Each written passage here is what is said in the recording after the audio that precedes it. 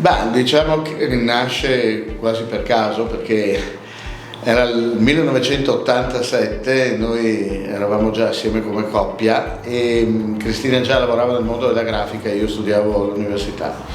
Solo che a me il disegno, l'arte era sempre piaciuta e mi sono detto con Cristina perché non proviamo a fare qualcosa assieme e affrontare il mondo della comunicazione. E quindi è nata quasi per caso. E il mondo del vino ci ha accolti intorno ai 1989, mi ricordo 2 anni dopo, perché ci fu una prima etichetta che facevo per un'azienda locale e forse ci aveva così trovati perché eravamo novellini e coetanei con la proprietà e da lì ci siamo innamorati del mondo del vino, al punto tale che da allora non abbiamo mai lasciato proprio questo settore. Questo è stato un po' l'incipit. Poi col tempo abbiamo affinato l'arte e pian piano siamo un po' cresciuti. Ecco. Il nostro nome prende il nome dai nostri 2 cognomi, Francescon Marcello e Collodi Cristina.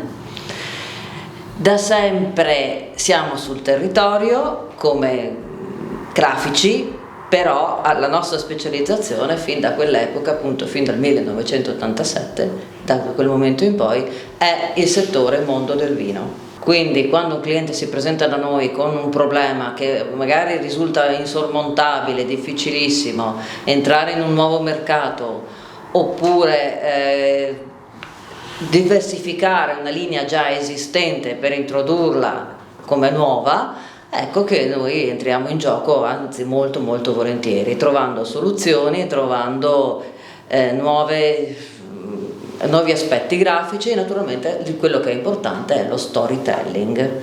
Lo storytelling vuol dire raccontare qualcosa sia sulla cantina che sul prodotto, che naturalmente sulle persone che ne stanno dietro, se queste vogliono apparire, quindi se abbiamo un testimonial.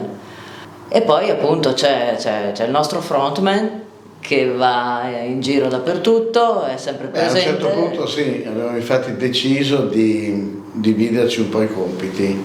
Cristina è grafica e art director e quindi lei segue lo studio, segue un attimo le attività interne e ovviamente clienti direttamente. Io mi occupo dell'art direction anch'io, soprattutto per quanto riguarda il mio staff, il nostro personale, ma soprattutto i rapporti esterni, quelli con fornitori e clienti, che sono i rapporti volendo più delicati, anche perché poi è quella classica triangolazione dove gioca l'esperienza nostra e dà garanzia al cliente che il prodotto viene fornito fino alla fine in maniera impeccabile.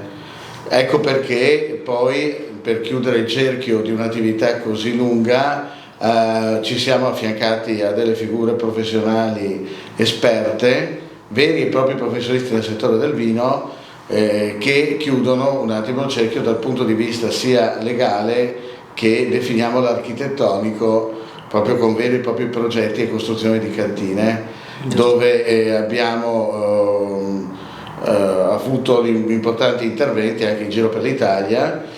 E io poi personalmente mi occupo anche di tutta la parte che riguarda i brevetti di marchio, che è un altro settore estremamente delicato e importante della comunicazione.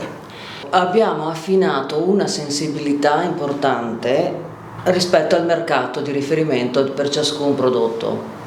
Cioè, se un vino va venduto in un determinato settore, in una determinata nicchia, noi abbiamo approfondito anche questo genere di sensibilità e quindi siamo in grado di dire se con questa immagine o meno entra a far parte. Però effettivamente non proponiamo mai una cosa unica, cioè vogliamo che il cliente entri a far parte del nostro staff, si lavori con lui a 4 mani, in maniera tale che il prodotto finito sia qualcosa che lui sente proprio.